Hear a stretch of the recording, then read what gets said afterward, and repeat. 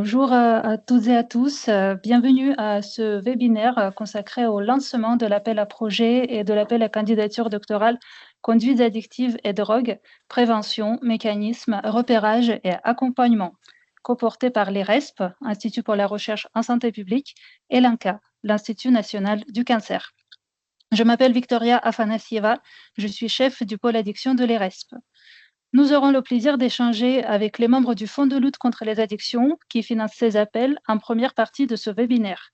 Leur présentation sera suivie de l'intervention de Guillaume Eragne, directeur de l'EFDT, sur l'état des lieux des drogues et des conduites addictives en France. À la fin de ce webinaire, avec nos collègues de l'INCa, nous présenterons les appels et répondrons à vos questions. Vous pouvez nous les envoyer à tout moment via le chat. Vos caméras et microphones restent coupés et le webinaire est enregistré et sera disponible en replay sous peu. Et sans tarder, je laisse la parole à Valentine Trépied, directrice scientifique adjointe de l'IRESP. Alors, bonjour à toutes et à tous, merci Victoria pour ce lancement. Donc, je voulais juste prendre quelques minutes pour vous présenter ce qu'était l'IRESP, pour que vous puissiez nous situer par rapport à d'autres agences de financement de la recherche. Donc nous, on est un institut, comme son nom l'indique, pour la recherche en santé publique. On est un GIS, un groupement d'intérêt scientifique, et on a 13 membres fondateurs, vous voyez leur logo sur cette slide. Et l'objectif de notre institut, c'est de développer, structurer et promouvoir la recherche en santé publique, donc en articulation avec les différents acteurs qui interviennent dans le champ, pour renforcer les interventions et politiques visant à l'amélioration de l'état de santé et de bien-être de la population. Voilà, tu peux passer la slide suivante. On a un modèle d'action qui s'articule autour de 4 missions. Et donc aujourd'hui, on est vraiment sur la mission appel à projet de recherche. Et puis, on a aussi une mission qui concerne l'accompagnement des chercheurs et le suivi des projets, c'est-à-dire que quand des équipes sont lauréates de nos appels à projets, on conventionne avec eux et ensuite on les accompagne tout au long de l'état d'avancement de leur recherche en leur demandant notamment un certain nombre de documents à plusieurs étapes clés de la recherche. Et puis on est là aussi quand certaines équipes rencontrent des difficultés dans l'élaboration de leur travail. Et puis on a aussi une autre action que vous pouvez voir en orange qui concerne la diffusion et la mise en valeur des résultats, où on a à cœur à l'IRESP de valoriser les résultats des recherches, notamment qu'on finance à travers des webinaires, des colloques, voilà, tout un ensemble d'événements. Et à ce titre, dans 10 jours, le 12 février, on aura un grand rendez-vous qui porte sur les défis du vieillissement. Et parmi ces défis, on aura une session qui va porter sur les conduites addictives des personnes âgées. Voilà, donc vous pouvez toujours retrouver les informations concernant ce colloque sur notre site internet. Donc on a plusieurs programmes à l'IRESP, on ne porte pas que le programme addiction, on a le programme autonomie qui porte sur personnes en situation de handicap et vieillissement, le programme CIP, Messidor qui porte sur les recherches cliniques et les dispositifs médicaux innovants, et puis un programme qui porte sur les antiépileptiques et les effets de la prise de ces médicaments in utero.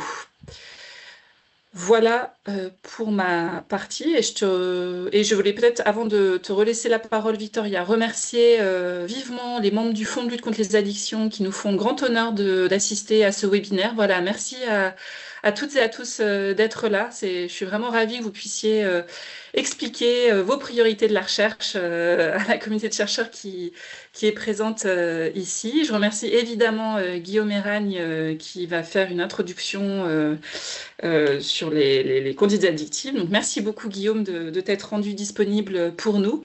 Et puis, je remercie évidemment Anne-Fleur Guillemin et Daphné Desmoriaux, donc de l'INCa, puisque nous comportons avec l'INCa cet appel à projet. Donc, merci beaucoup à toutes les deux d'être présentes également avec nous. Et donc, on va faire une présentation à plusieurs voix entre l'INCa et l'IRESP cet après-midi. Voilà, je te relaisse la parole, Victoria.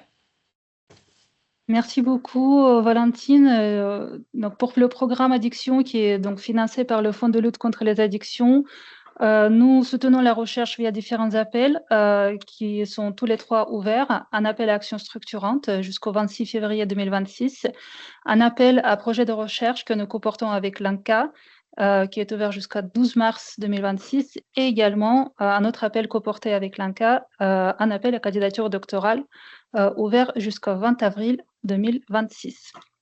Et la parole est à présent à Anne-Fleur Guillemont, responsable de projet au sein du département Sciences humaines et sociales, épidémiologie et santé publique à l'Institut national du cancer. Merci Victoria et merci Valentine pour ces quelques mots d'introduction. Alors je vais poursuivre rapidement cette introduction avant de laisser la parole aux collègues pour différentes présentations. Vous rappelez bien évidemment que l'Institut national du cancer est une agence d'expertise scientifique dans le champ du cancer et nous sommes bien évidemment ravis de porter avec l'IRESP ce webinaire de lancement sur deux dispositifs, comme ça a été rappelé, qui vont porter sur les conduites addictives et les drogues, dont les textes ont déjà été publiés depuis déjà quelques semaines. On est sur des thématiques qui sont très importantes pour l'IRESP, mais également pour l'Institut national du cancer, avec une attention particulière sur la lutte contre le tabac et sur l'alcool, puisqu'on est évidemment sur les deux principaux facteurs de risque de cancer. On est engagé, l'INCa et l'IRESP, sur ces dispositifs depuis maintenant plusieurs années, depuis 2018, il me semble. Donc, on s'inscrit vraiment dans une continuité de collaboration très, très riche sur du long terme. Bien évidemment, une collaboration qui est rendue possible avec le FLCA, le Fonds de lutte contre les addictions, qui nous permet de développer ces dispositifs de soutien à la recherche. Ces dispositifs, ils témoignent vraiment d'une dynamique soutenue et durable de la communauté scientifique, puisque les deux appels à projets, à candidature qui vont vous être présentés aujourd'hui sont vraiment des appels qui sont compétitifs aujourd'hui. Donc, on a vraiment gagné en compétences, en visibilité aussi, parce que ça fait écho aux enjeux de santé publique. Cette dynamique, elle est aussi rendue possible avec donc ces appels qui ont été conçus et qui s'adaptent aux évolutions et aux enjeux du champ des addictions, avec ces dernières années notamment un élargissement progressif de périmètre de ces appels, puisqu'on a intégré un certain nombre de substances et d'usages, et puis également une diversité des modalités de financement de ces deux appels. Alors peut-être rapidement quelques chiffres, puisqu'on est sur des dispositifs qui existent depuis 2018. Sur l'appel à projet général, on est à plus de 220 projets qui ont été financés. Sur l'appel à projet, l'appel à candidature doctorant, on est sur plus de 60 doctorants qui ont été financés. Donc, vous voyez qu'on est quand même sur des masses relativement significatives, avec un budget qui n'est pas très loin de 72 millions d'euros, donc à nouveau rendu possible avec le soutien du FLCA. Donc, je tiens à nouveau à remercier le FLCA, dont on a un certain nombre de représentants aujourd'hui, les remercier pour leur disponibilité. C'est vraiment un appui pour l'INCa et pour l'IRESP qui vont nous permettre de déployer un certain nombre d'actions, pas que le soutien à la recherche, mais aussi l'animation à la recherche, parce qu'il est important de faire l'articulation entre les deux, participer à l'animation et à la diffusion des connaissances. Donc merci à eux pour leur disponibilité, et puis un grand merci à l'ensemble des intervenants aujourd'hui, les équipes de l'INCa et de l'IRESP, pour l'organisation de ce webinaire. Et donc, je vous souhaite en tout cas de très beaux échanges, et on reste à votre écoute, si vous avez des questions. Merci. Merci beaucoup, Valentine et Anne-Fleur, pour cette présentation. Je suis maintenant heureuse et honorée d'introduire le Fonds de lutte contre les addictions, que nous remercions très chaleureusement pour son soutien à la recherche française sur les addictions. Je remercie encore les membres du fonds qui se sont rendus disponibles aujourd'hui et qui vont prendre la parole. Donc, on aura Alain Dizigny, responsable du département de la prévention et de la promotion de la santé à Assurance Maladie. Isabelle Bouille-Ambrosini, chargée de prévention au même département. Sylvie Chazalon, médecin inspecteur de santé publique au bureau SP3 Prévention des addictions de la DGS, Direction générale de la santé. Sarah Rueda, coordinatrice du programme national de lutte contre le tabac au bureau SP3 de la DGS.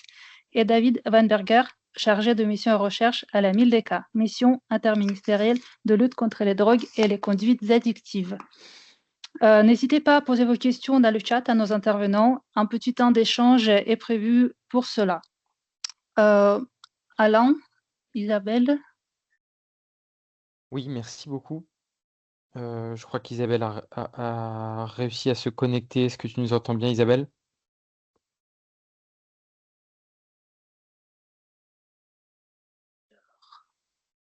Oui. Elle est là. Isabelle? Ouais. Ok, bon, je vous propose que l'on commence en espérant que il n'y ait pas de difficulté pour Isabelle. Bien. Donc un mot rapide effectivement d'introduction. Merci de votre invitation. Donc Alan Zeni, responsable du département de la prévention et de la promotion de la santé à la Caisse nationale de l'assurance maladie, département qui a en charge notamment la coordination du fonds de lutte contre les addictions dont il va être question aujourd'hui.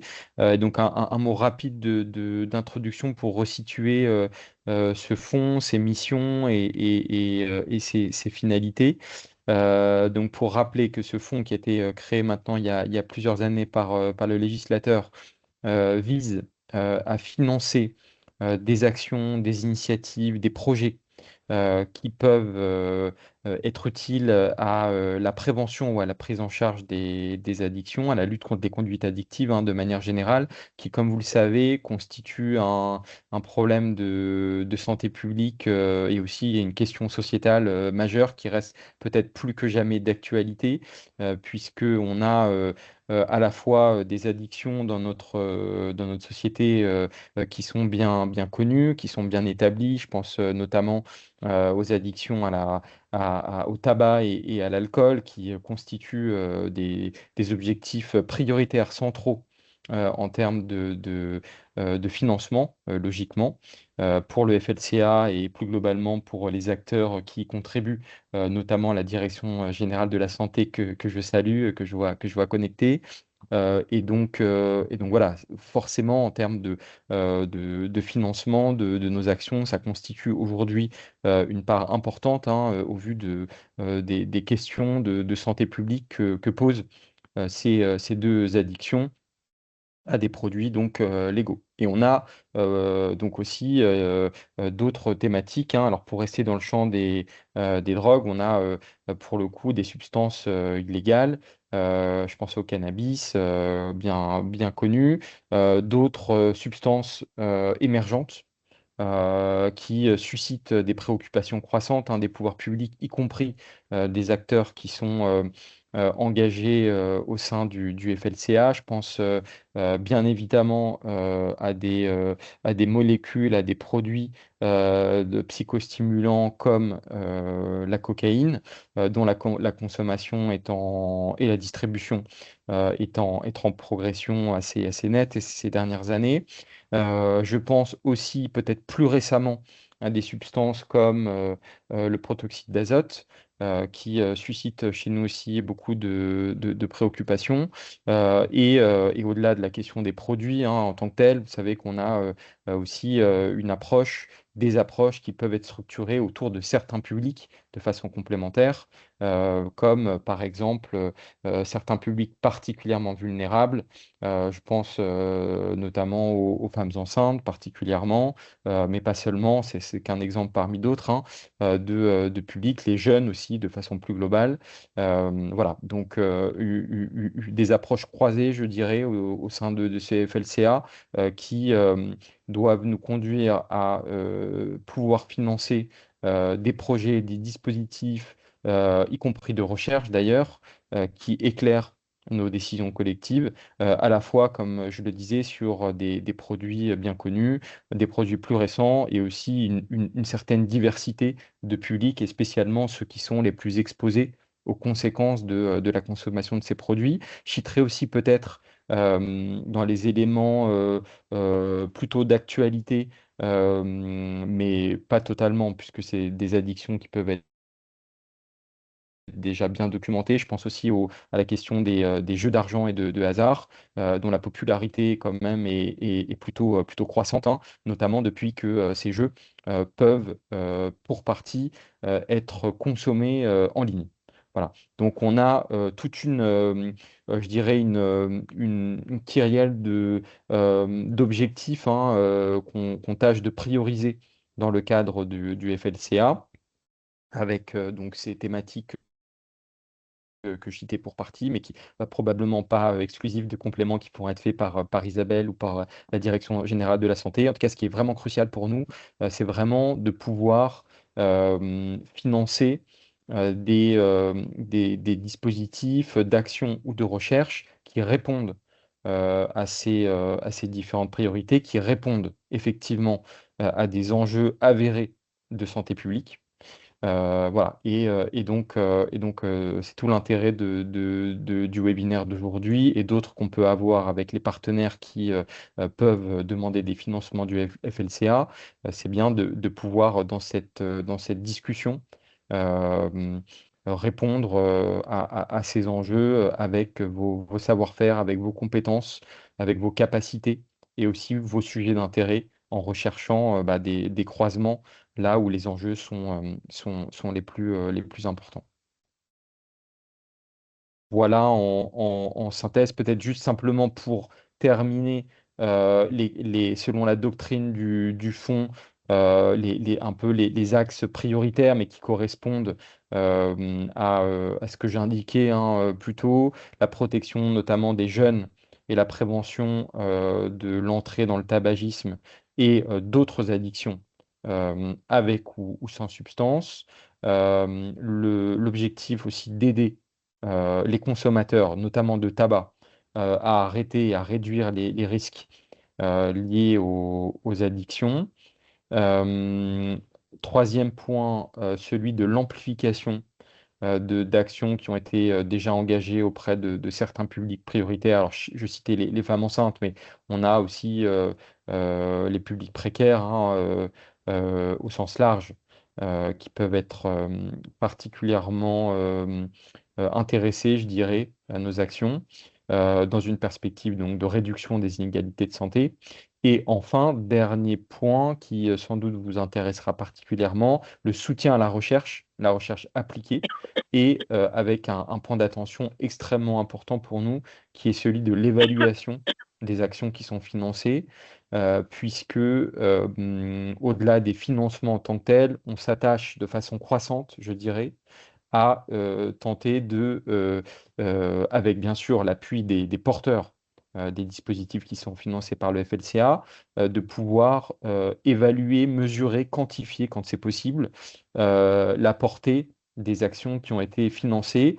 D'abord parce que c'est une exigence inhérente au fait qu'il s'agit de fonds publics, et aussi dans une logique de capitalisation des actions, puisque au FLCA, compte tenu du dimensionnement du fonds qui est de l'ordre de 130 millions d'euros par an, on a une capacité importante de financer un nombre assez varié de projets.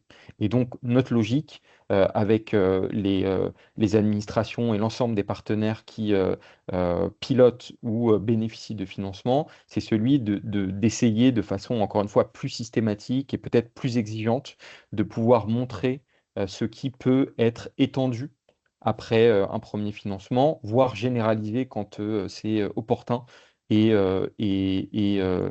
faisable d'un point de vue technique et opérationnel. Voilà ce que je pouvais indiquer en introduction. J'espère ne pas avoir été trop long. Peut-être Isabelle ou côté DGS, avez-vous des éléments en rebond à partager? Merci beaucoup, Alan. Victoria, on peut y aller ou tu voulais faire une transition? Non, très bien. Merci. Donc, merci à la CNAM et puis merci à l'IRESP de nous avoir conviés en tant que représentante de la Direction générale de la santé à intervenir lors de ce webinaire. Donc, moi, je suis Sarah Rueda, je suis chargée de mission au sein du bureau prévention des addictions à la DGS au ministère chargé de la Santé. Et avec Sylvie Chazalon, également au sein de ce bureau, nous allons poursuivre sur ce propos qui a été démarré par la CNAM pour présenter le cadre du soutien du Fonds de lutte contre les addictions à la recherche en matière de prévention des conduites addictives et les enjeux pour le décideur en santé publique. Donc, comme Alan commençait à l'esquisser, depuis la création du FLCA, il est vraiment apparu essentiel de soutenir le développement de la recherche en matière de prévention des addictions et la structuration d'une communauté scientifique dans ce domaine. Donc, soutenir la recherche, améliorer les connaissances scientifiques sur les conduites addictives liées à des substances psychoactives et sur les addictions dites sans substance, évaluer les actions de prévention et de prise en charge des conduites addictives afin d'identifier les interventions les plus pertinentes. Toutes ces actions s'inscrivent en pleine cohérence avec les documents programmatiques qui sont vraiment des documents de référence en matière de prévention des addictions pour nous. La SIMCA, donc la stratégie interministérielle de mobilisation contre les conduites addictives, et le PNLT, le programme national de lutte contre le tabac, qui tous les deux portent sur la période 2023-2027 et qui chacun identifie dans certains de leurs axes la recherche comme une priorité. Donc l'objectif, c'est vraiment de stimuler la recherche, d'accompagner son développement, de favoriser l'émergence d'une communauté de chercheurs, avec l'idée d'éclairer le décideur en santé publique, parce que nous avons besoin de connaissances robustes scientifiquement et d'éléments probants à déployer pour intervenir en population et pour permettre aux décideurs publics de prendre des décisions de manière éclairée. Donc le FLCA soutient l'INCa et l'IRESP qui portent plusieurs dispositifs complémentaires et qui vraiment ont une très forte dynamique partenariale. Je peux les énumérer à nouveau, mais ça a été fait en introduction. Il y a les appels à projets de recherche qui ciblent différents périmètres en fonction des différents volets, les appels à candidature pour des subventions doctorales, les programmes jeunes chercheurs, la structuration de chaires, et puis les appels à actions structurantes pour soutenir les réseaux de recherche sur les conduites addictives, dont Sylvie vous présentera ensuite le bilan de ces actions. Et en fait, chaque année, nous avons un temps d'échange entre ces deux opérateurs, donc l'INCa et l'IRESP, le financeur FLCA et ses membres, dont ici 3 qui sont représentés, donc la CNAM, la MILDECA et la DGS, qui permettent de tirer des éléments de bilan des projets de recherche et de tous les autres projets qui ont été conduits. Et ces éléments de bilan commencent à s'étoffer après maintenant plus de 7 ans de financement. Ils permettent aussi, ces échanges, de présenter certains travaux qui sont terminés afin de construire davantage de ponts, de croisements, comme disait Hélène, entre la recherche et l'action en santé publique. On a certains projets ou exemples qui illustrent ces ponts à renforcer. Par exemple, le projet ProDev Campus, qui a été financé par l'INCa ici, pas par le FLCA, mais qui fait l'objet aujourd'hui d'un soutien par le FLCA. Afin de contribuer au déploiement national des campus sans tabac et qui s'inscrit dans les priorités du PNLT. Mais on peut également penser à des projets qui sont soutenus par l'INCa et l'IRESP, notamment sur des cohortes qui nous permettent de mieux connaître les caractéristiques de certaines populations, de certains usagers, pour disposer ensuite de meilleurs leviers d'action. Donc, ces échanges sont également précieux pour définir les orientations prioritaires, les populations cibles et les champs disciplinaires à développer dans le cadre de ces différents appels à candidature, à projets. Et je vais maintenant passer la parole à Sylvie qui va vous présenter le bilan général, quelques lignes de ces appels et revenir sur les priorités de l'appel à projet 2026. Merci. Oui, bonjour. Très rapidement, donc, sur le bilan qui s'est déployé de 2018 à 2025, on peut dire déjà que c'est un bilan très positif, puisqu'on a, comme ça a été dit tout au début, 221 projets de recherche qui ont été soutenus durant cette période et plus de 70 millions d'euros qui ont été investis par le FLCA. Parmi ces projets, un tiers de ces projets portent sur des publics bien identifiés comme prioritaires par le Fonds de lutte contre les addictions, c'est-à-dire les jeunes, les personnes atteintes de maladies chroniques, les femmes enceintes et les parents de jeunes enfants, les personnes en situation de précarité sociale et les personnes sous main de justice. C'est très important pour nous, à savoir que la moitié aussi concerne des populations atteintes de maladies chroniques et donc un quart porte sur des jeunes. Donc on observe aussi une part majoritaire, près de la moitié des projets qui portent sur le tabac et ou la nicotine ou le tabac associé à une ou plusieurs substances psychoactives. Sur ces 221 projets, on a 171 projets, à peu près 77%, qui portent sur plusieurs champs disciplinaires. Et sur plusieurs champs disciplinaires, c'est-à-dire qu'il y a une représentation un peu plus de la moitié sur les champs de la santé publique et des sciences humaines et sociales. Et c'est très important pour nous de développer aussi ces axes disciplinaires. L'INCa et l'IRESP, comme on l'a déjà dit, sont très fortement mobilisés sur les doctorants, sur les appels à candidature pour soutenir les doctorants et les jeunes chercheurs. C'est 64 thèses que nous avons financées depuis 2019.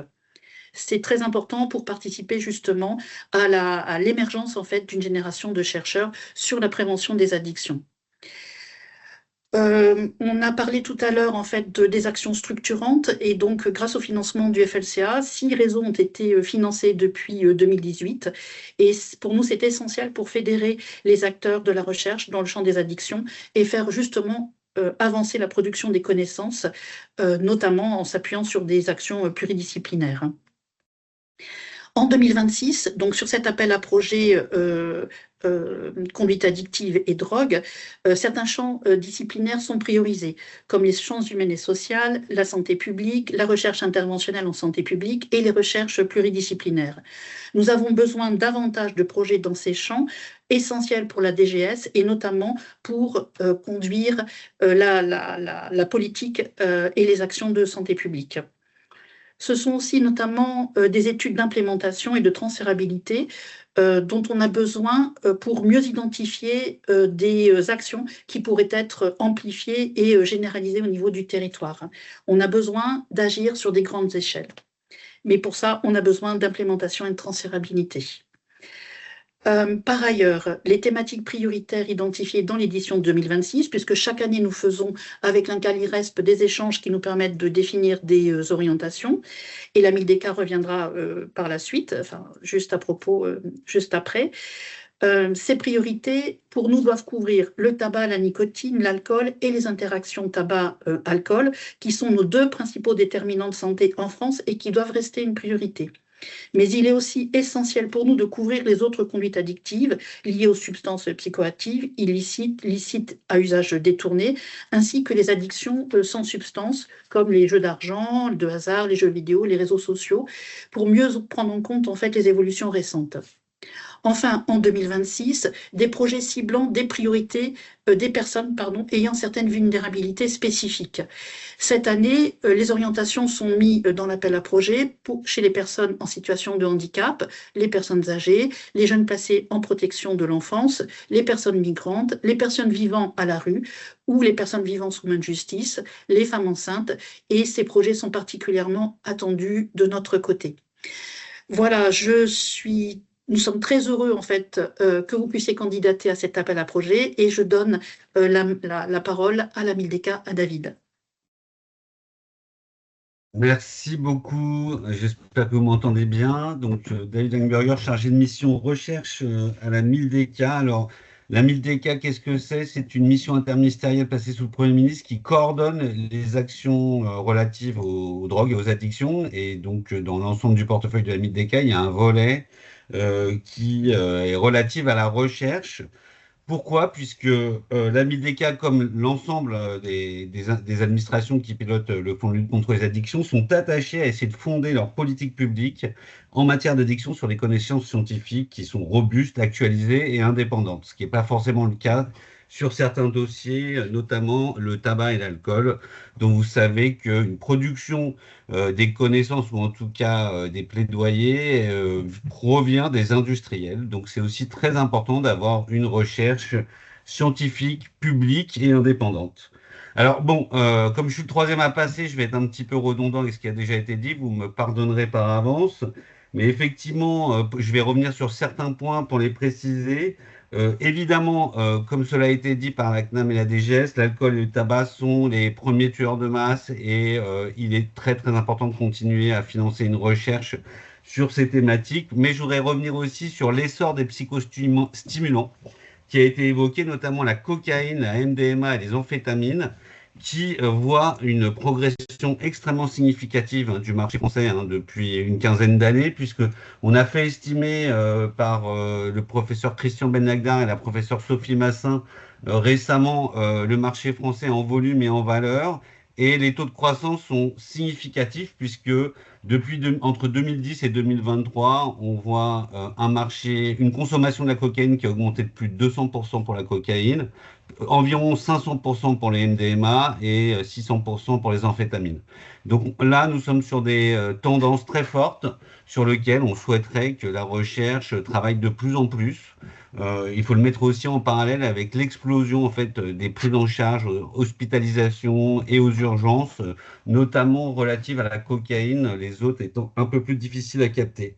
Donc nous, on souhaiterait soutenir les efforts de recherche sur ces produits-là, qui sont un peu moins étudiés pour l'instant que l'alcool, le tabac et le cannabis. Et vous rappelez aussi que derrière, il y a des vrais enjeux de politique publique et des vrais enjeux sociétaux, puisque certains parlent vraiment d'une explosion, d'une avalanche, notamment de la cocaïne. Ça revient aussi à dire qu'il ne faut pas se limiter, même si c'est extrêmement important, à étudier les populations plus insérées qui sont aujourd'hui aussi confrontées à des problèmes sanitaires relatifs à ces produits.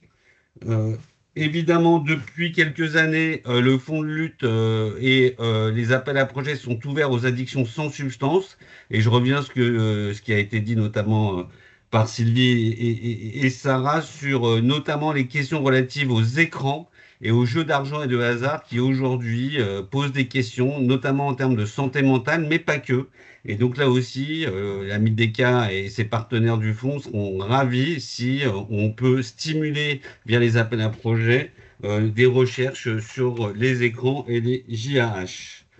Je vais revenir très rapidement sur les déterminants sociaux, les inégalités et les contextes territoriaux qui ont été nettement évoqués, en rappelant aussi qu'on a aussi des besoins de connaissances scientifiques sur les territoires ultramarins, qui sont parfois un peu moins étudiés que d'autres pour des raisons méthodologiques ou même de difficultés, enfin, c'est aussi plus coûteux.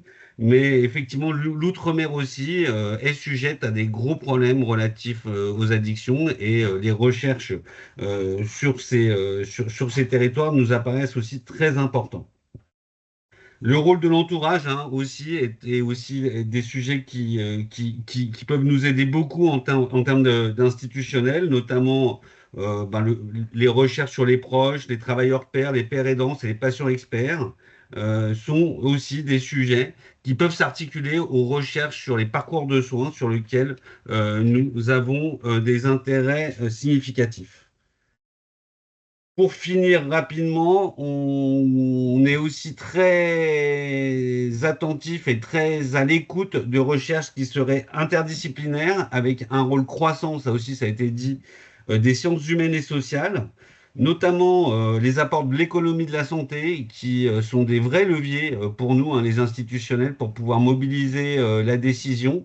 Les études médico-économiques, je pense notamment à divers évaluations de dispositifs de RDR ou de prise en charge sanitaire, comme par exemple les haltes soins addiction, ont montré que le décideur est toujours très à l'écoute d'une approche économique, et notamment dans un contexte de rigueur budgétaire croissante.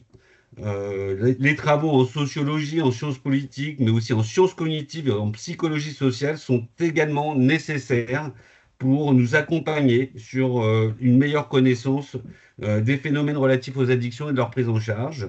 On a évoqué différents travaux, mais les études sur le marketing social, notamment sur les produits légaux, évidemment, comme l'alcool, le tabac, mais aussi les JAH, sont aujourd'hui des sujets qui nous apparaissent insuffisamment portés, même si on peut saluer des travaux notamment sur l'alcool qui continuent à être publiés et produits. On a évoqué les cordes, donc je ne reviens pas là-dessus. Et puis pour finir, on a aussi des besoins évaluatifs, en fait, d'évaluation, je dirais, produits par des scientifiques, des universitaires.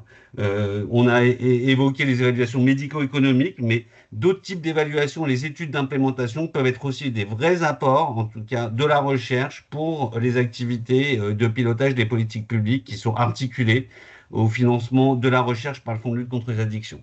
Je vous remercie, j'espère ne pas avoir été trop long. Merci beaucoup. Une petite et grande question en même temps. Vous avez parlé du PNLT 2023-2027, de la stratégie interministérielle 2023-2027. Et sachant que les thèses durent au minimum 3 ans et les projets de recherche peuvent aller jusqu'à 4 ans, est-ce qu'il y a déjà des perspectives identifiées à plus long terme, jusqu'en 2030, par exemple?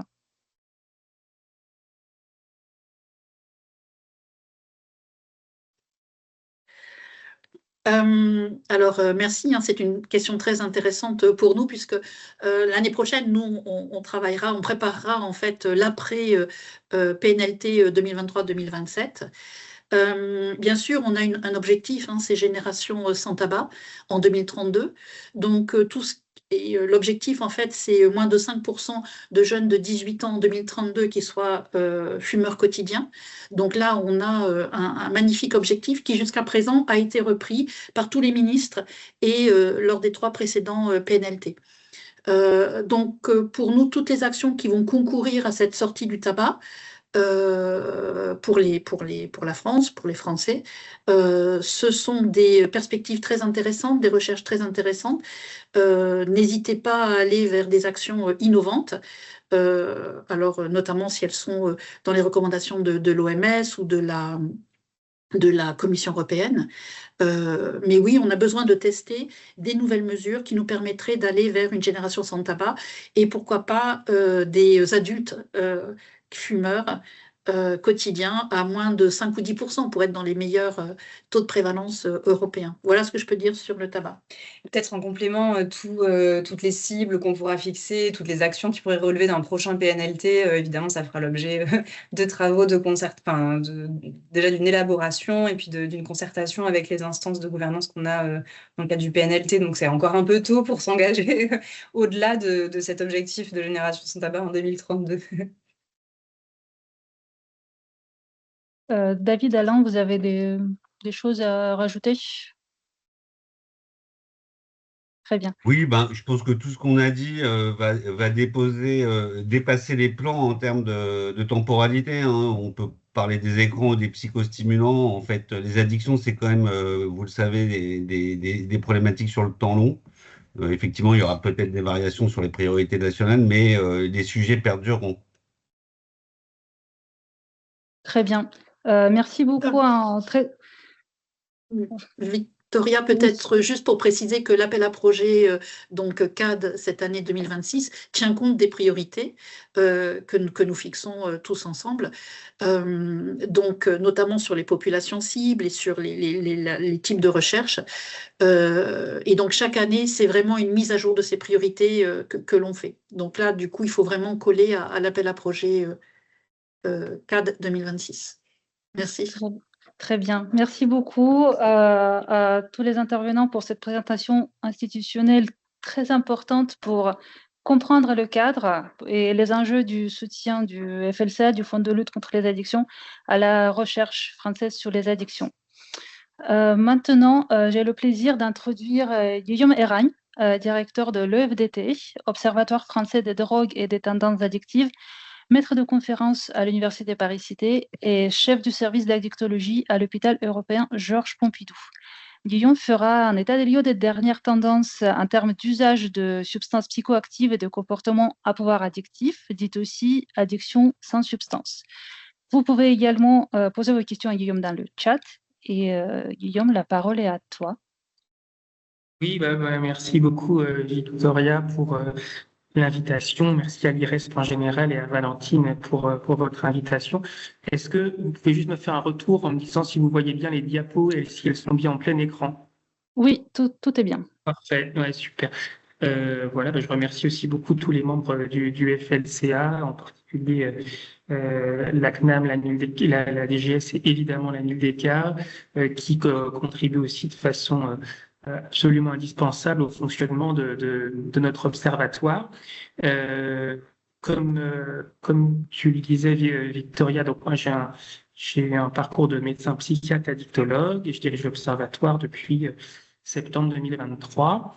Et vous m'avez demandé de commencer par représenter en quelques mots, très très brièvement, ce qu'était l'OFDT. Alors, j'ai une petite diapositive d'introduction pour vous redire que l'OFDT, donc c'est un groupement d'intérêt public, autrement dit, c'est un organisme public qui est un opérateur de l'État sous la tutelle administrative de la MILDK, mais avec une gouvernance qui est interministérielle, puisque dans notre Assemblée générale, on regroupe plus de 11 ministères, ainsi que la Fédération nationale des observatoires régionaux de santé. On a une indépendance scientifique dans le cadre notamment des avis qui nous sont donnés par le collège scientifique de l'Observatoire. Alors, on interagit avec de nombreux partenaires institutionnels, notamment les partenaires des services statistiques ministériels, beaucoup avec la CNAM, avec la NSM, avec un certain nombre d'interlocuteurs du champ de la recherche académique, et bien sûr, évidemment, à l'INSERM mais au CNRS en particulier. Donc, les missions de l'OFDT, c'est vraiment d'apporter un éclairage en premier lieu au pouvoir public, mais aussi aux professionnels du champ et plus largement au grand public sur les évolutions des niveaux de consommation de substances psychoactives, mais aussi des niveaux de pratique de jeux d'argent et de hasard, et sur l'évolution des conduites addictives en France et comparativement à ce qui peut se passer aussi au niveau européen et international. On est l'interface au niveau national, l'OFDT, auprès de l'Agence européenne des drogues, avec laquelle on a effectivement chaque année des échanges extrêmement réguliers avec des échanges qui sont bilatéraux, à la fois nous pour rapporter au niveau européen des phénomènes qui émergeraient d'abord en France et aussi pour relayer au niveau national des phénomènes vus ailleurs en Europe et prévenir leurs conséquences sur le territoire national.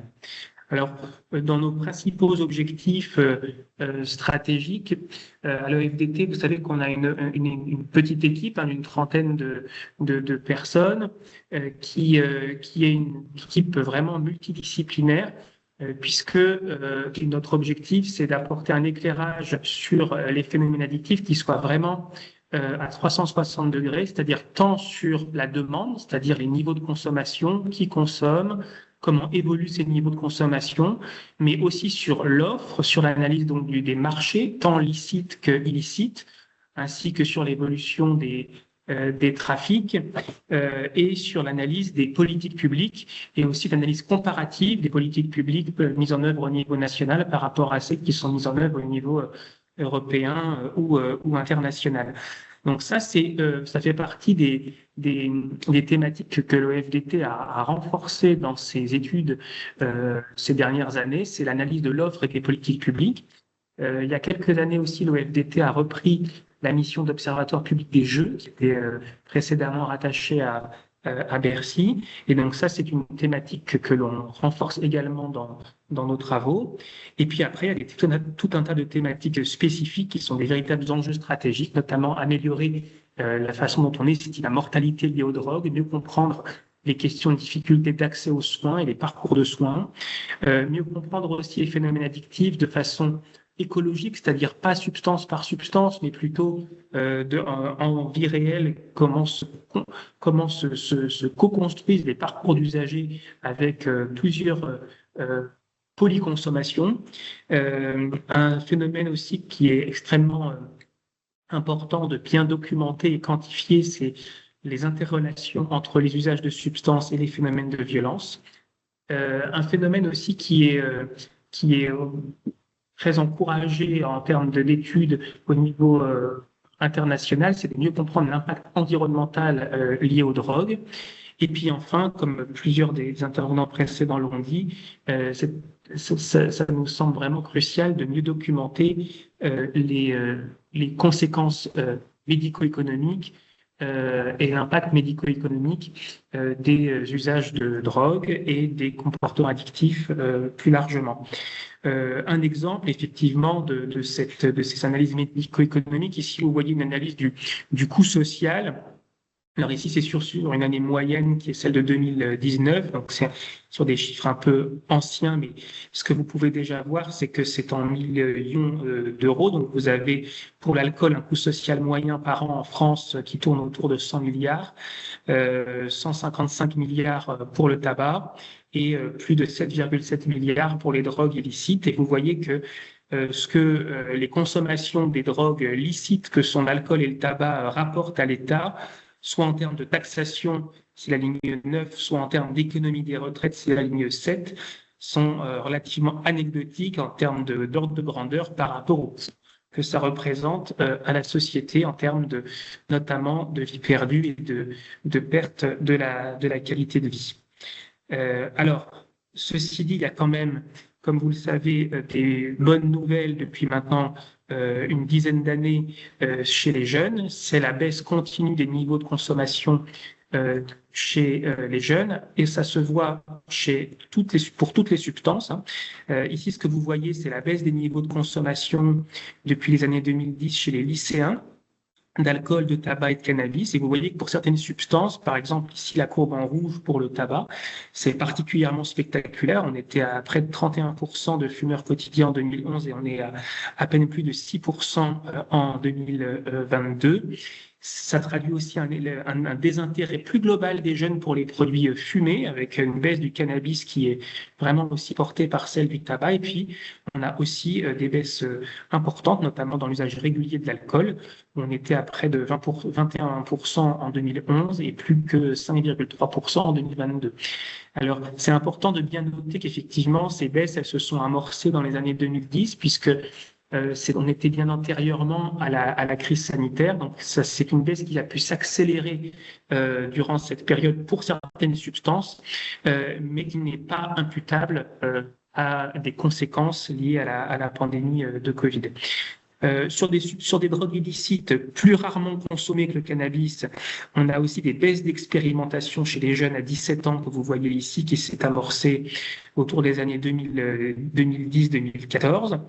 Et donc, ça se traduit par maintenant des générations de jeunes, effectivement, qui, ici, vous voyez les jeunes collégiens, ils étaient qu'un quart en 2018 à n'avoir jamais expérimenté ni alcool, ni tabac, ni cannabis.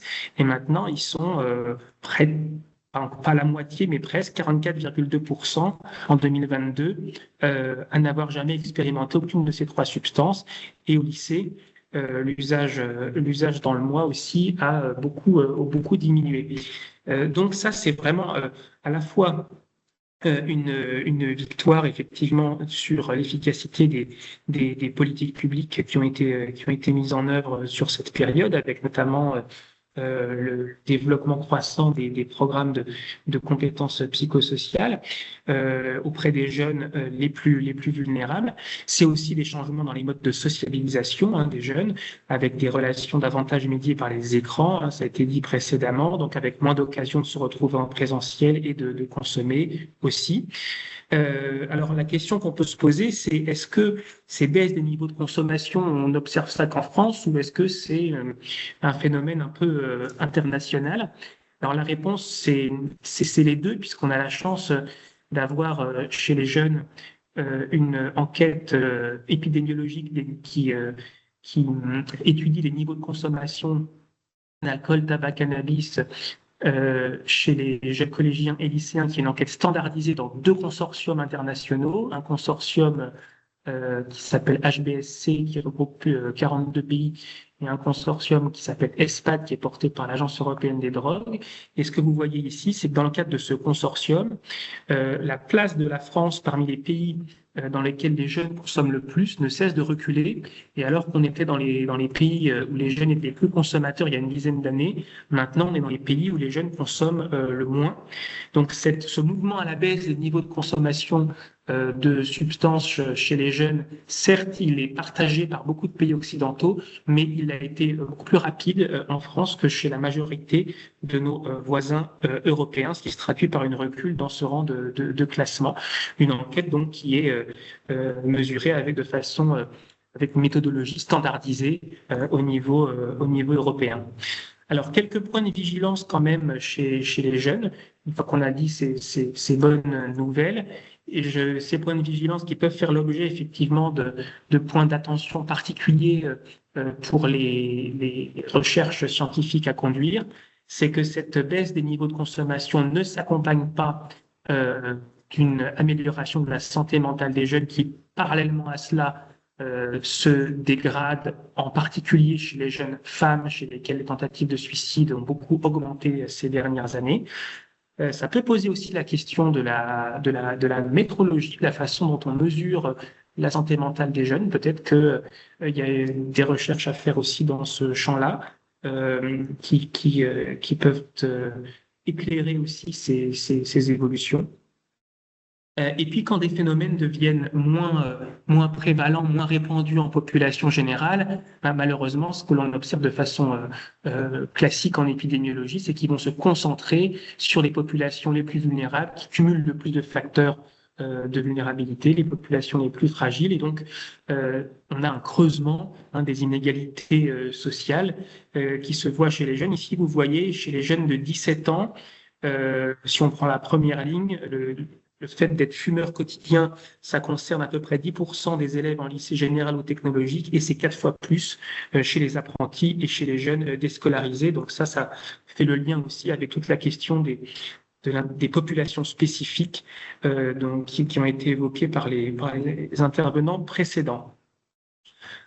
Contrairement aussi à ce que on voit dans les enquêtes d'opinion vis-à-vis de la perception de la dangerosité du cannabis chez les jeunes, la concentration en delta-9-THC, le principal agent psychoactif dans le cannabis, a doublé ces 10 dernières années, et c'est une des principales hypothèses pour rendre compte de cette association qui s'est renforcée chez les jeunes à 17 ans entre consommation de cannabis et suicidalité, notamment idées suicidaires et tentatives de suicide, en ajustant bien sûr sur les facteurs socio-économiques. Comme ça a été dit, je crois, par la MILDECA, dans les points de vigilance en particulier chez les jeunes, évidemment, on est dans une grande augmentation des niveaux de consommation de poppers, dont évidemment l'accessibilité s'est beaucoup accrue, avec des produits dont les études sur le marketing social montrent que leur packaging peut être très orienté vers les mineurs.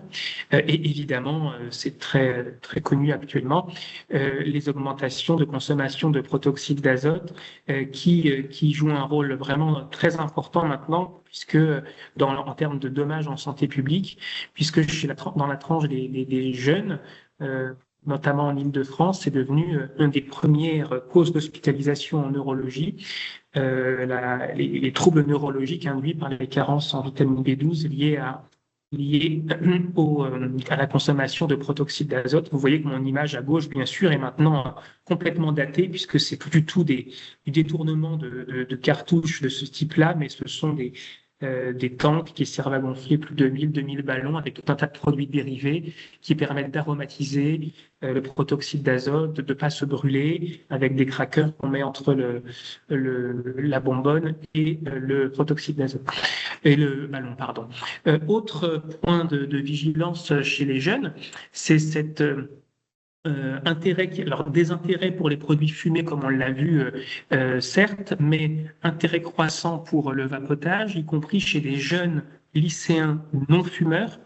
Et autant, évidemment, chez un fumeur adulte dépendant à la nicotine, transiter vers le vapotage exclusif, les produits du vapotage étant, même si on en a démontré leur toxicité, considérés dans l'état actuel de la science comme moins toxiques que les produits de combustion, ça constitue une réduction des risques. Mais par contre, chez des jeunes non-fumeurs, il n'y a aucun bénéfice à rentrer dans le vapotage. Et pourtant, vous avez le vapotage quotidien qui a été multiplié par 4, vapotage quotidien exclusif, on n'est pas chez des vapofumeurs, entre 2018 et 2022 chez les lycéens.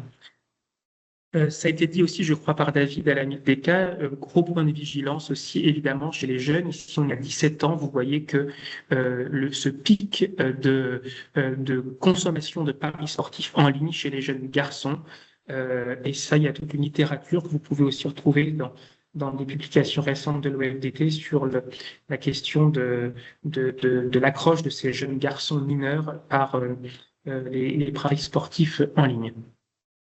Alors, chez les adultes, ça a été dit, je crois, à plusieurs reprises précédemment, évidemment, les deux drogues qui restent les principales pourvoyeuses de morbimortalité, c'est en un le tabac, bien que la baisse du tabagisme qui a été très importante entre 2015 et 2019, s'était ensuite un peu stabilisée, là, repart à la baisse de façon significative, avec désormais en population générale française adulte de France métropolitaine, environ 18% de fumeurs quotidiens.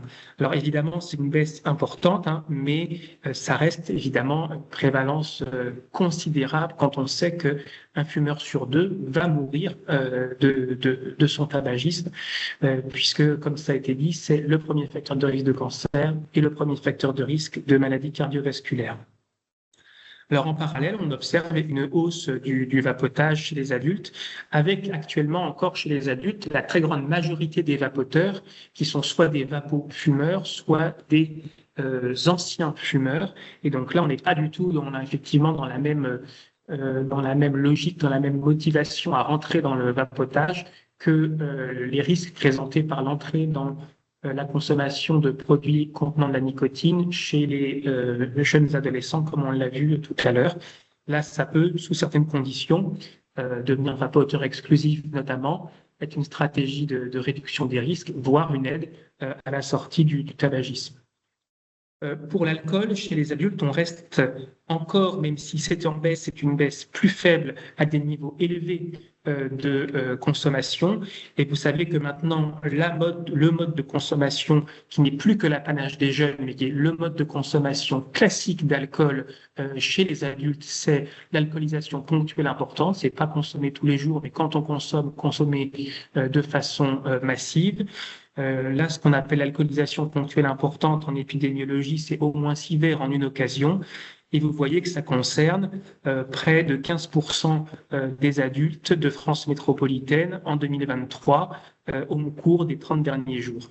Donc on est sur des niveaux d'API particulièrement élevés. Et là, effectivement, il faut faire attention quand on parle de population spécifique, à ne pas justement se focaliser que sur les jeunes, puisque maintenant c'est devenu le mode le plus répandu de consommation d'alcool, avec des spécificités, notamment l'impact cognitif, l'impact sur la santé cardiovasculaire et le sentiment d'avoir un trouble de l'usage, d'être dépendant à l'alcool, est souvent moins présent chez ceux qui ont des consommations à type d'API. Pourquoi? Parce qu'ils ont la sensation d'avoir plus le contrôle, parce qu'ils ne consomment pas tous les jours. Et donc, ils ont la sensation évidemment de ne pas avoir besoin de consommer le matin pour calmer les symptômes de sevrage et d'être davantage protégés contre le risque addictif, alors qu'en fait, ils peuvent être très dépendants. Ça a été dit aussi sur la question, et ça je crois aussi par David à la MILDECA, la question de l'étude des inégalités sociales, elle peut être très complexe et ça vaut le coup, effectivement, David l'a dit pour la cocaïne, mais aussi pour d'autres substances telles que tout simplement l'alcool. Il y a des relations complexes entre niveau de consommation et gradient socio-économique. Et les catégories socio-démographiques plus favorisées sont pas du tout épargnées et même dans certaines modélisations, on a même le sentiment que certains types de comportements addictifs, notamment des consommations d'alcool à risque, peuvent être plus prévalentes dans les conditions socio-démographiques plus favorisées par rapport aux professions intermédiaires. Donc il y a un vrai intérêt à continuer à creuser cette question des catégories socio-économiques de façon plus fine. En termes d'usage de cannabis en population française adulte, on a vu que il n'y avait pas de renouvellement du stock actuellement, ou très faiblement, puisque les niveaux de cannabis chez les jeunes ont beaucoup chuté. Et il n'y a pas de population adulte, ou là aussi très faiblement, pour lesquelles il y a une consommation de cannabis qui débute. Donc ça aboutit à cette courbe violette que vous voyez ici, cette courbe rouge, c'est-à-dire une stabilité des niveaux de consommation de cannabis en population adulte. Et si cette absence de renouvellement du stock se poursuit, on finira par voir une baisse du niveau d'usage de cannabis en France avec une cohorte là en fait d'usagers de cannabis qui est vieillissante depuis à peu près les années 2014-2017. Voilà. En revanche, comme l'a dit aussi David, à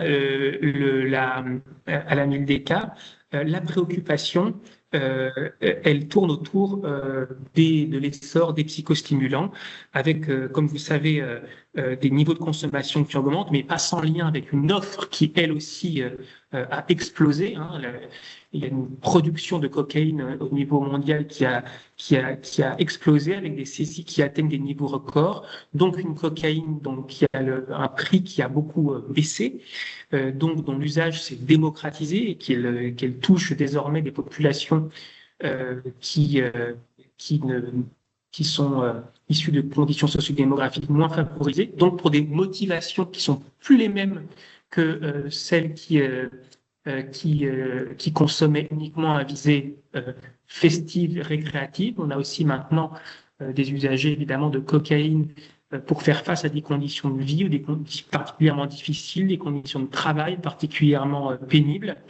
Et donc c'est la recherche de performance, mais aussi presque à visée dopante, à faire face à la privation de sommeil, faire face à des situations particulièrement difficiles. Donc il y a un usage qui s'est beaucoup répandu avec des motivations à consommer qui se sont diversifiées. Alors, on n'est évidemment pas très loin encore des niveaux de consommation en population générale qu'on peut avoir pour le tabac, l'alcool et le cannabis, mais en revanche, en termes de dynamique, c'est la seule famille de substances, ces psychostimulants, pour lesquels on est sur une dynamique de progression, avec, comme vous le savez, de progression, là d'ailleurs, le courbe exponentielle en termes de tendance de progression, et pour une famille de substances pour laquelle on n'a actuellement aucune stratégie thérapeutique médicamenteuse qui soit validée. Donc, c'est tout un champ de recherche absolument prioritaire à conduire. Ça se traduit déjà par un engorgement du système de soins, notamment les urgences, et les demandes de soins et les hospitalisations en lien avec l'usage de cocaïne. Et vous voyez que c'est des données là qui commencent à être un peu anciennes et avec une dynamique de progression exponentielle. On va vers une demande de soins qui va être de plus en plus importante pour cette famille de substances. Dans un contexte où la dangerosité des psychostimulants, et là vous voyez en particulier de la cocaïne, est de moins en moins perçue par la population générale, puisque on a la part des gens qui considèrent qu'elle est dangereuse dès l'expérimentation qui a beaucoup baissé au cours de ces 30 dernières années.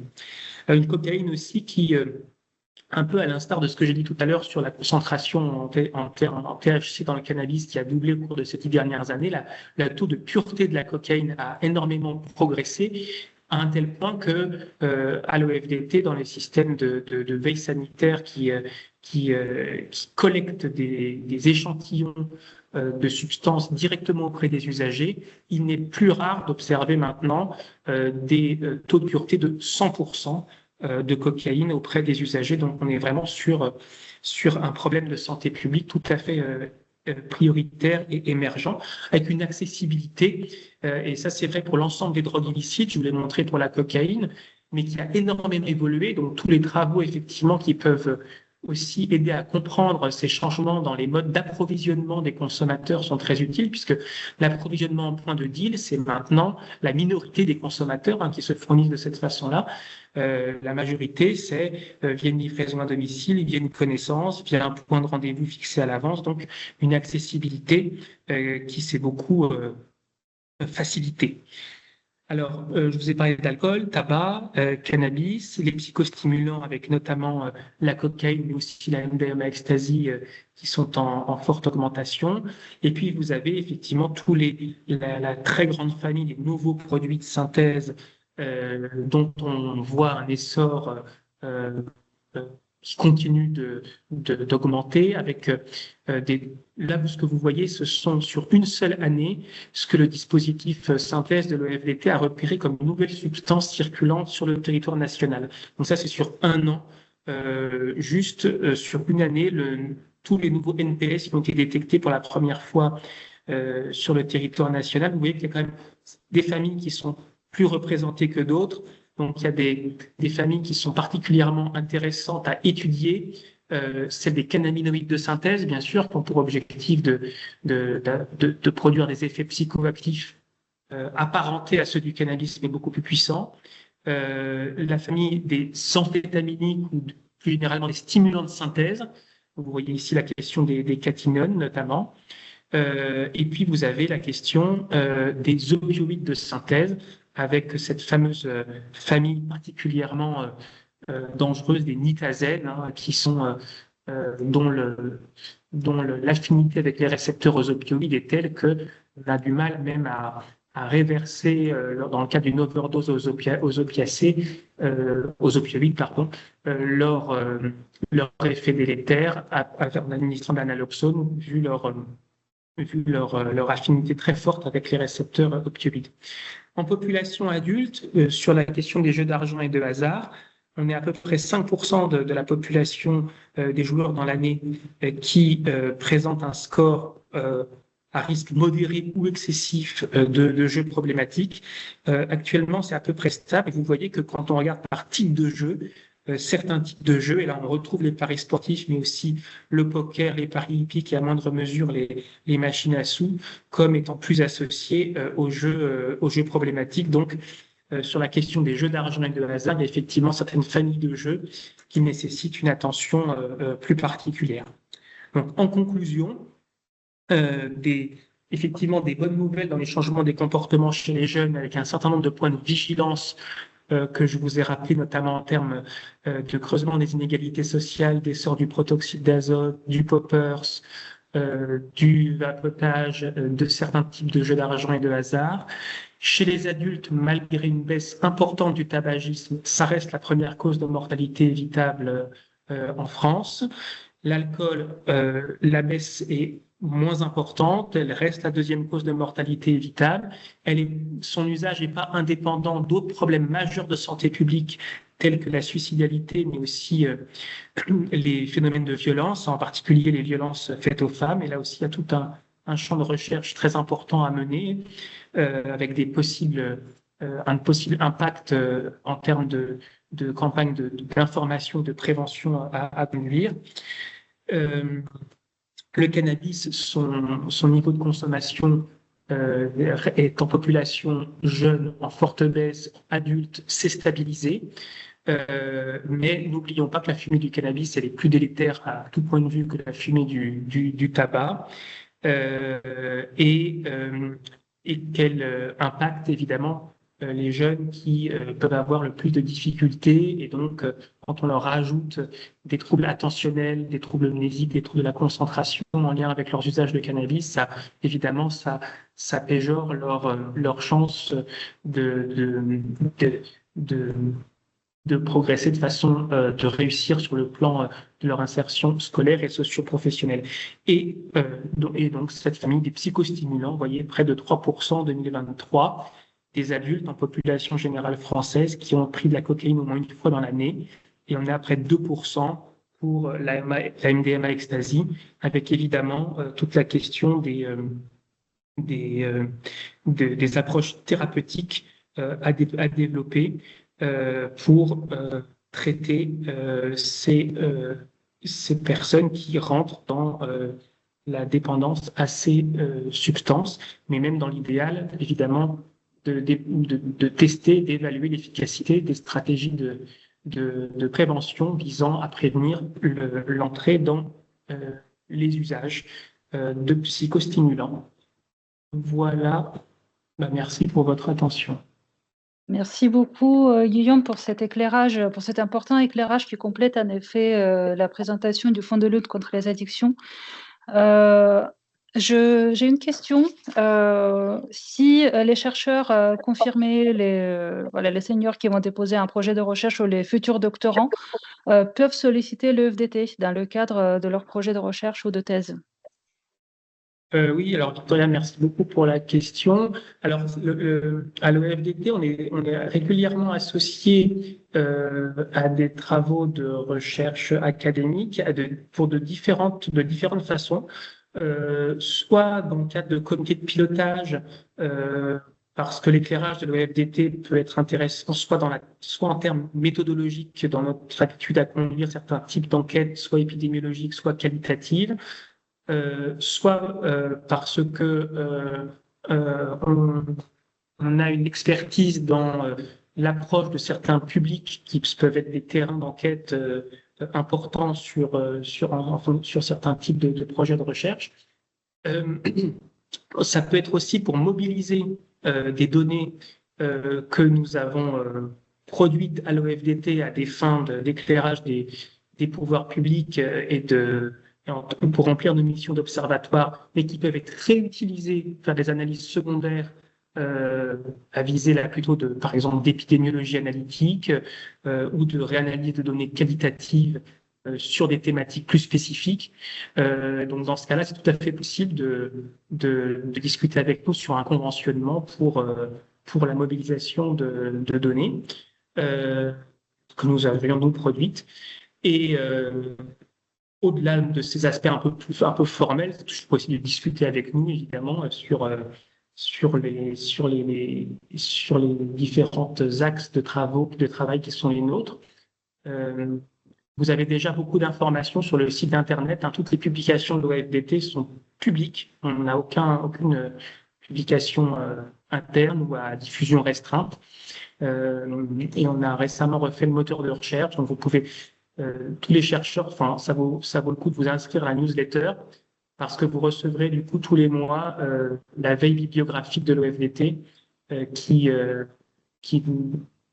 relativement exhaustive. C'est une plus grande base documentaire du monde sur la question des drogues et des addictions.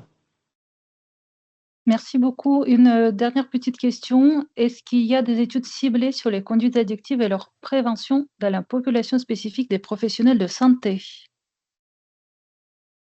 Alors, sur les professionnels de santé, des études spécifiques sur oui, il y en a, mais alors nous, on ne fait pas de recherche interventionnelle à l'OFDT. Nous, c'est par définition un observatoire.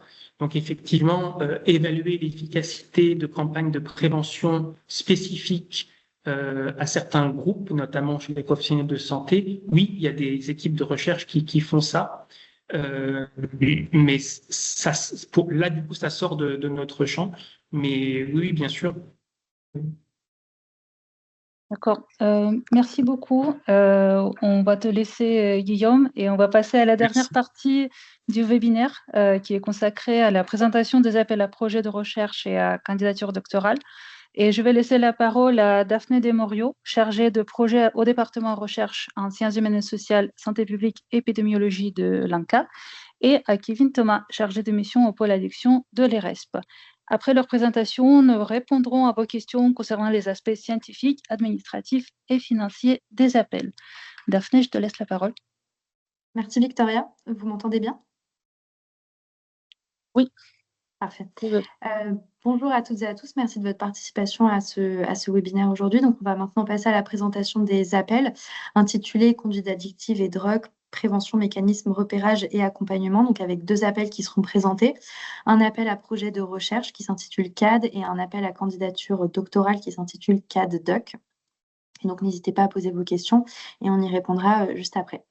Donc, ces 2 dispositifs s'inscrivent dans la continuité des appels à projets tabac, puis substances psychoactives et comportements à pouvoir addictif qui sont renouvelés annuellement depuis 2018 et coportés par l'IRESP et l'ANCA et qui contribuent à développer une recherche d'excellence ambitieuse et innovante et qui vise à améliorer les connaissances sur les conduites addictives et les drogues, que cela porte sur la compréhension des mécanismes, des addictions, les trajectoires, les profils de consommation, les interventions de prévention, d'accompagnement, de sevrage, voilà, pour n'en citer que quelques-uns.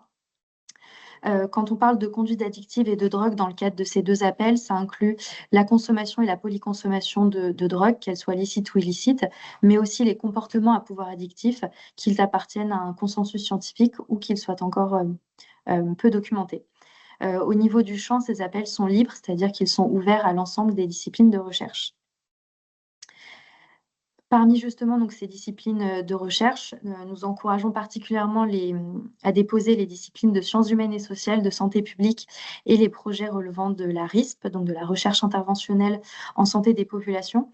Également les projets qui vont intégrer des approches pluridisciplinaires, participatives et communautaires sont aussi fortement encouragés, tout comme les projets qui vont exploiter des bases de données existantes, que ce soit des données épidémiologiques de cohortes, des données issues d'infrastructures de recherche, notamment données données ouvertes. Par rapport aux enjeux identifiés donc, au sein de la littérature scientifique, 4 thématiques de recherche émergent et auxquelles nous accorderons une attention particulière. Elles incluent donc premièrement les inégalités sociales et territoriales de santé, en incluant également les particularités ultramarines. Deuxièmement, le rôle de l'entourage, dont les travailleurs pairs, les pairs aidants et les patients experts. Troisièmement, les stratégies et interventions de prévention et de réduction des risques et des dommages, notamment les usages innovants tels que le recours à l'IA et aussi leur évaluation. Et enfin, la santé mentale. Donc, il s'agit là de thématiques prioritaires de recherche qui ont été identifiées, mais bien sûr que toute autre thématique de recherche en lien avec les conduites addictives et les drogues est également éligible à ces appels. Donc, ces appels sont tous les deux structurés autour de 4 volets et les projets candidats devront s'intégrer dans un de ces 4 volets. Donc, on a un volet 1 qui s'intitule « Conduites addictives, drogue et population générale », un volet 2 « Conduites addictives, drogue et cancer », un volet 3 « Conduites addictives, drogue et dommages autres que le cancer » et un volet 4 sur les comportements avec pouvoir addictif. Et donc, ces 4 volets sont bien communs aux 2 appels que l'on vous présente aujourd'hui, que ce soit l'appel à projet de recherche CAD ou l'appel à candidature doctorale CAD-DUC.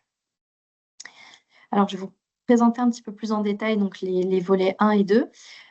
Donc, le volet 1 qui est conduite addictive, drogue et population générale, qui est piloté cette année par l'INCa. C'est un volet donc, qui concerne tout projet de recherche qui porte sur là où les consommations de drogue, qu'elles soient licites ou illicites, en population générale, chez des personnes qui ne présentent pas de pathologie particulière. Et j'insiste sur le ne présentant pas de pathologie particulière, car justement, ça va relever de 2 autres volets que l'on va vous présenter juste après.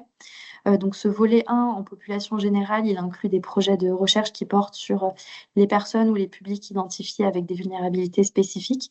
Par exemple, les personnes en situation de handicap, les personnes âgées, les jeunes placés en protection de l'enfance, les personnes migrantes, les personnes vivant à la rue, les personnes sous main de justice, femmes enceintes, personnes en situation de précarité, femmes usagères, etc.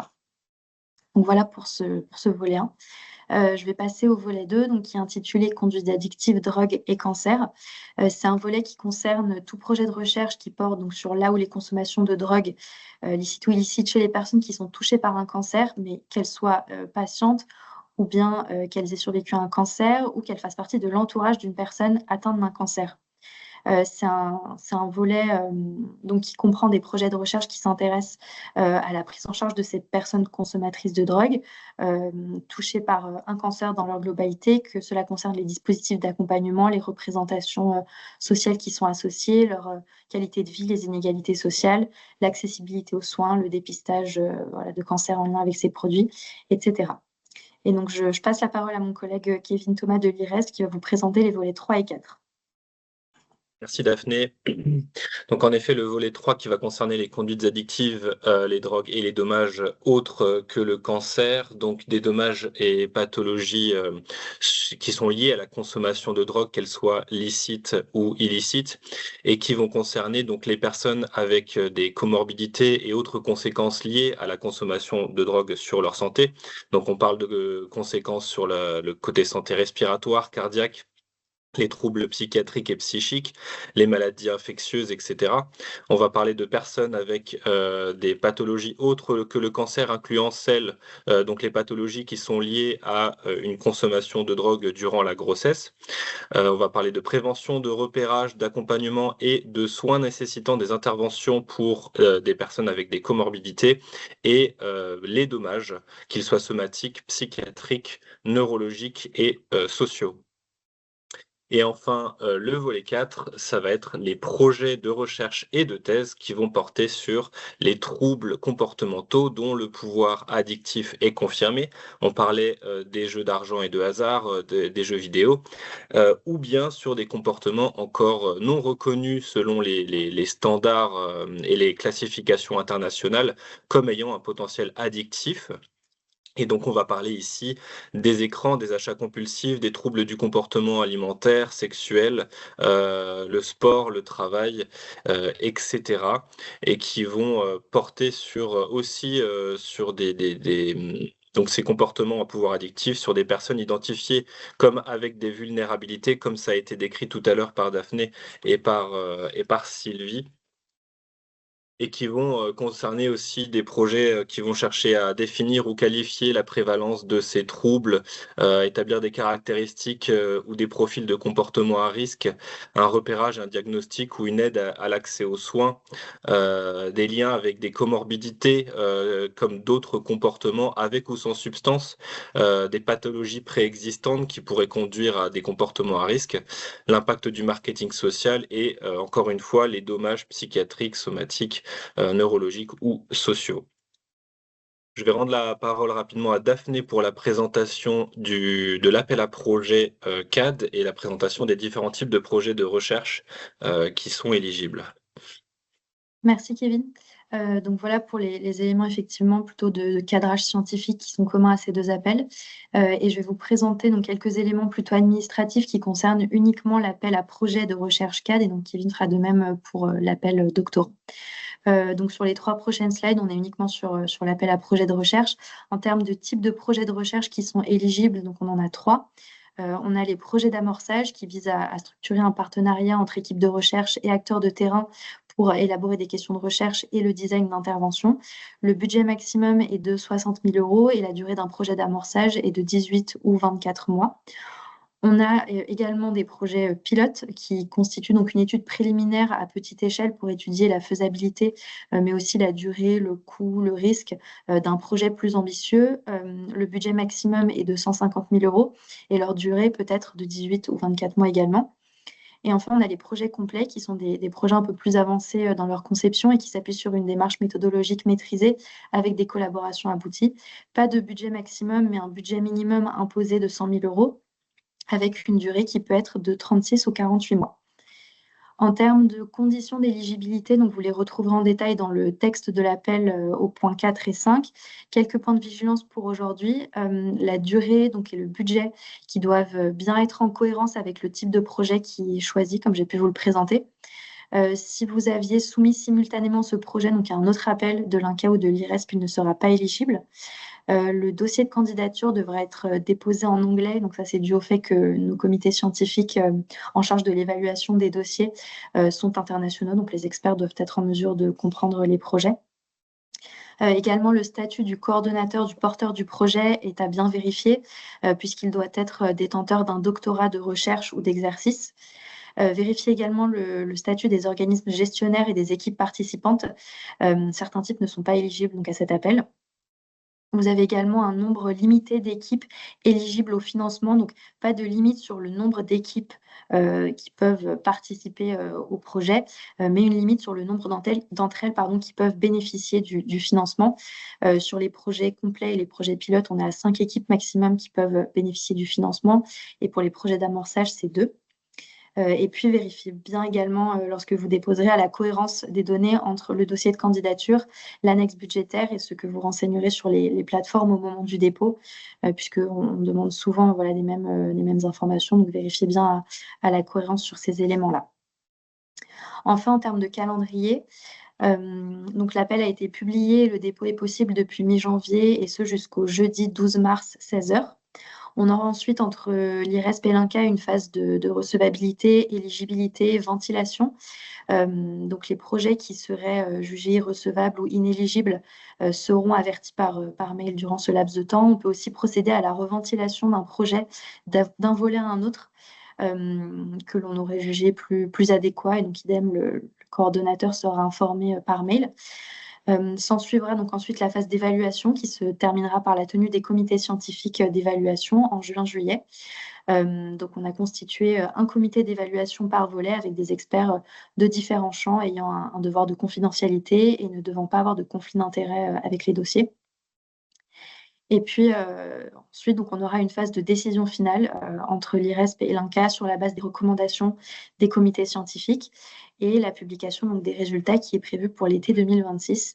Et une dernière petite précision technique, donc cette année, les volets 1 et 2 sont pilotés par l'INCa et l'IRESP pilote les volets 3 et 4. Et ce que ça change concrètement donc pour vous, si vous souhaitez déposer, c'est simplement la plateforme sur laquelle vous déposerez votre projet.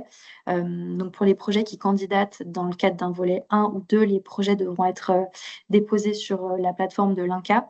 Et pour les projets qui candidatent dans le cadre d'un volet 3 ou 4, les projets seront à déposer sur la plateforme de l'IRESP et les liens des plateformes sont à retrouver donc dans le texte de l'appel.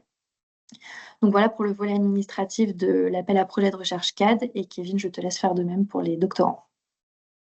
Merci beaucoup Daphné.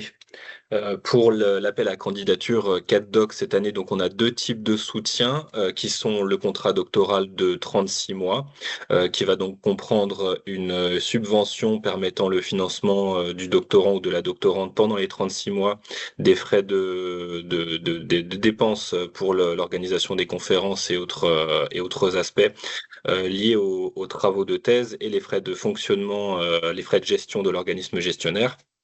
Et on a aussi la 4e année de thèse à destination des étudiantes et étudiants qui sont en train de finaliser leur doctorat et qui nécessiteraient cette 4e année pour pouvoir la mener à bien. Il y a aussi donc les conditions d'éligibilité, toujours se référer au texte de l'appel qui fait foi pour toutes ces conditions, certains points de vigilance. Il est nécessaire que l'école doctorale d'un établissement soit rattachée à un établissement d'enseignement supérieur en France.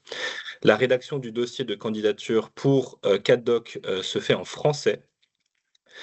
Contrairement à l'appel à projet CAD, et le dépôt du dossier se fait par le candidat ou la candidate et non pas par le directeur ou la directrice de recherche du candidat. Encore une fois, on vous invite à se référer à toutes les modalités de participation qui sont décrites donc dans le texte de l'appel.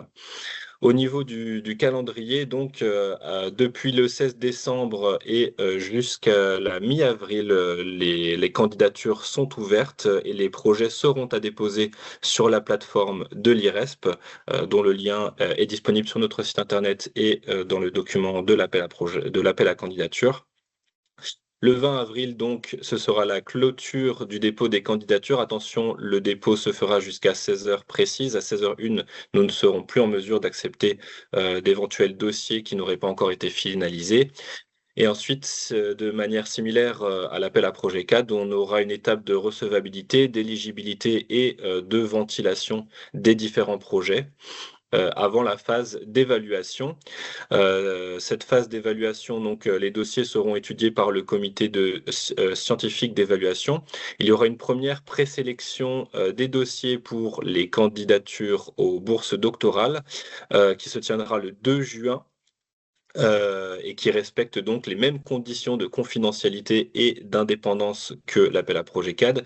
Et ce 2 juin, il y aura aussi la sélection des lauréats pour les candidates et candidats à la 4e année de thèse.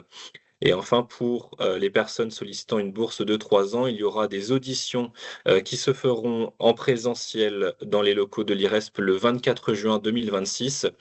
Et ce sera ce jour-là que seront prises les décisions finales sur les lauréats pour les bourses doctorales de l'appel à candidature CAD-Doc. Et la publication des résultats, comme pour CAD, se fera à l'été 2026. Si vous avez des questions pendant tout le processus de candidature, n'hésitez donc surtout pas à nous contacter. Concernant les volets 1 et 2 de l'appel à projet CAD, vous pouvez contacter donc Daphné Desmoriaux ou Assistance Projet pour l'Institut du Cancer. En ce qui concerne les volets 3 et 4 de CAD ou l'appel à candidature CAD-Doc, vous pouvez nous écrire à addiction@iresp.inserm.fr. Ou eva@inserm.fr pour les problèmes liés à la plateforme, éventuels problèmes techniques. Merci à tous. Je rends la parole à Victoria. Oui, merci beaucoup pour la présentation. Si vous avez des questions administratives sur le périmètre ou voilà, les questions financières, n'hésitez pas à nous les poser maintenant dans le chat pour que nous puissions y répondre. Donc, parmi les questions qui sont arrivées, il y avait une question s'il est possible de faire des études, que ce soit en CAD ou en CAD-Doc, des études sur des populations dans les pays autres que la France. Alors, les subventions allouées dans le cadre de cet appel à projet s'adressent aux personnes morales implantées en France. Et la participation d'organismes étrangers hors France est possible pour des équipes partenaires, dans la mesure où ceux-ci assurent leur propre financement dans le projet.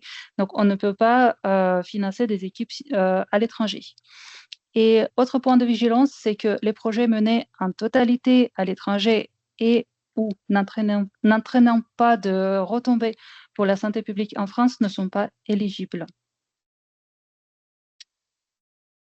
Une autre question qui concernait CatDoc sur le montage des thèses en chiffres. Est-ce que ces montages sont envisageables avec des acteurs publics comme la MILDECA, le FDT et la caisse et l'assurance maladie?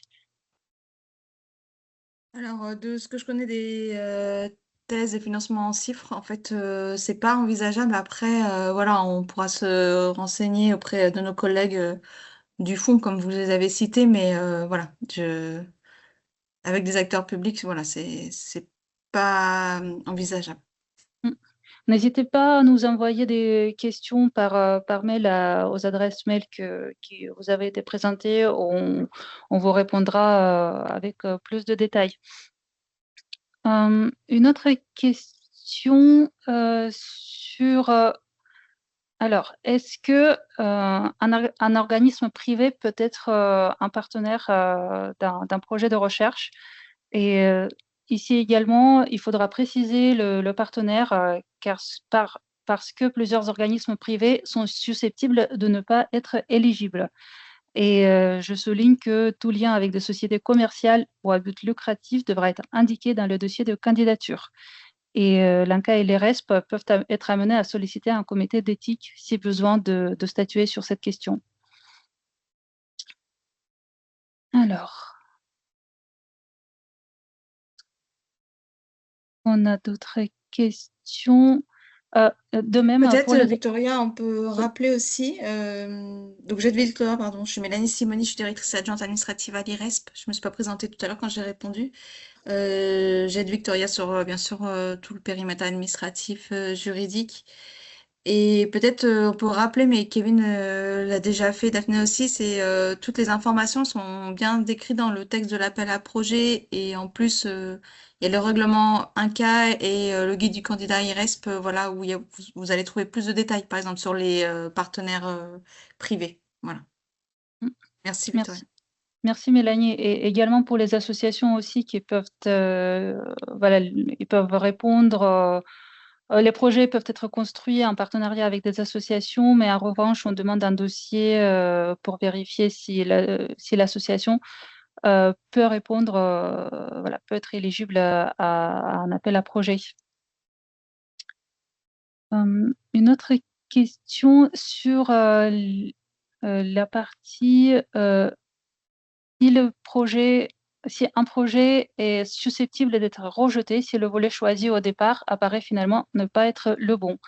C'est ce que disaient Daphné et Kevin dans la présentation de cas des CatDoc. Donc, s'il ne s'agit pas que d'une erreur de volet, le projet sera reclassé dans son volet d'appartenance par les équipes de l'ERESP de l'INCa et on signalera aux porteurs de projet ce changement et le projet pourra bien passer la procédure d'évaluation et ne sera pas rejeté.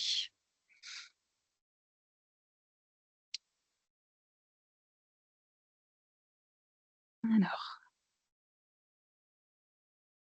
un autre cas pour les porteurs de projet, si un porteur de projet peut déposer 2 projets dans le cadre de cet appel à projet. Tout à fait, le porteur de projet peut déposer 2 projets. Bien sûr, ces projets doivent être différents, mais il faut faire attention au temps dédié à la recherche, parce qu'un coordinateur s'engage à consacrer un minimum de son activité au projet. Donc, il doit disposer d'un temps suffisant pour consacrer à ces 2 projets au cas où les 2 seront retenus au financement.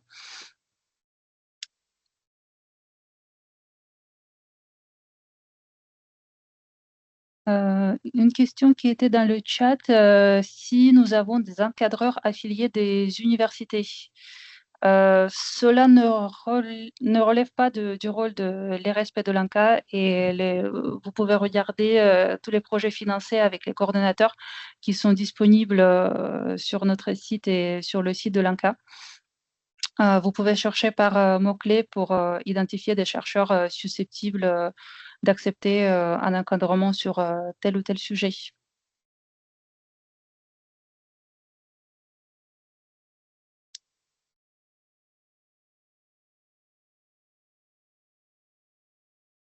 Une autre question,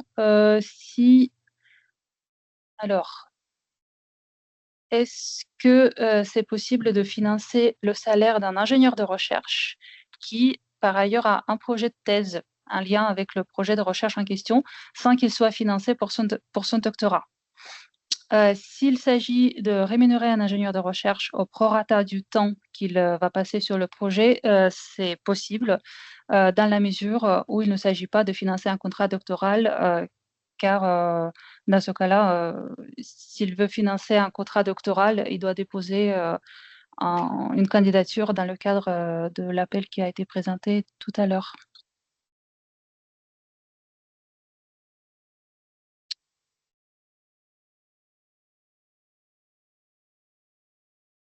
Il y avait une question sur les différences entre projet d'amorçage et un projet pilote.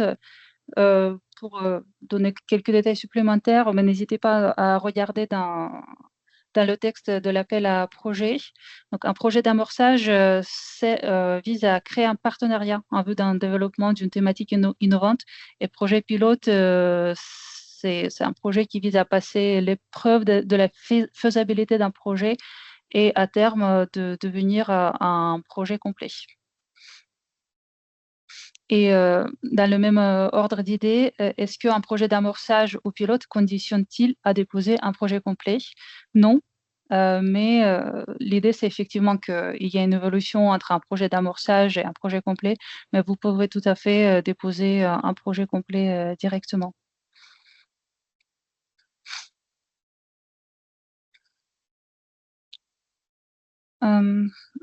Par rapport à la question, une autre question dans le chat, combien y a-t-il de contrats doctoraux disponibles et sur combien de candidatures en moyenne, s'il vous plaît? Donc, les montants, alors, vous pouvez regarder dans les résultats des appels à candidature doctorale précédentes le nombre de doctorants moyens financés. Mais cela dépend du financement disponible et surtout de la qualité scientifique de projet. Donc, nous communiquons. Vous pouvez regarder le nombre de bourses disponibles, mais il faut surtout tenir en compte que c'est un chiffre indicatif et qui peut évoluer en fonction de la qualité de candidature déposée. Alors, il y a une question. Si l'IRESP a des liens avec des instances similaires en Amérique du Nord et plus spécifiquement au Canada, une réponse, c'est que le JCRESP est financé par des administrations françaises et nous n'avons peu de liens avec des agences internationales, mais on pourrait les développer. Est-ce que vous avez d'autres questions, les personnes qui sont encore présentes à ce webinaire et que je remercie beaucoup de leur présence? Je vous rappelle que ce webinaire sera disponible d'ici peu dans un replay. N'hésitez pas à nous contacter par mail, d'écrire votre situation, vos questions. On essaie de vous répondre dans les meilleurs délais. Parfois, cela peut prendre quelques jours, un peu plus de temps parce que certaines questions administratives nécessitent qu'on sollicite d'autres instances ou d'autres services qui sont responsables de certaines thématiques, notamment les questions financières et administratives. Alors, Une autre question, dans quelle mesure des objets de recherche atypiques comme les dépendances ou addictions aux technologies affectives sont-ils susceptibles d'être retenus? Merci beaucoup pour la question. Donc, cette thématique releverait du volet 4, donc les comportements à pouvoir addictif et comme l'avait présenté Kevin Thomas, ce volet inclut les comportements qui sont déjà reconnus comme comportements à pouvoir addictif ou encore des comportements qui sont susceptibles de l'être. Donc, c'est tout à fait possible de développer un projet sur ces questions-là. Et je vous invite d'ailleurs à regarder les résultats de l'appel à projet 2025 pour le volet 4 pour apprécier la diversité de projets financés dans le cadre de ce volet. Alors, on est 17h40, nous avons un tout petit peu dépassé le temps, mais je pense que voilà, on a à peu près répondu à toutes les questions. Merci encore à tous les intervenants qui étaient là. Merci beaucoup de votre présence. Donc nous sommes à votre disposition, mes collègues de l'ERESP et nos collègues de l'ANCA. N'hésitez pas à nous solliciter et nous attendons avec impatience vos candidatures doctorales pour les jeunes chercheurs et les futurs doctorants et bien sûr les projets de recherche pour des chercheurs confirmés. Un grand merci.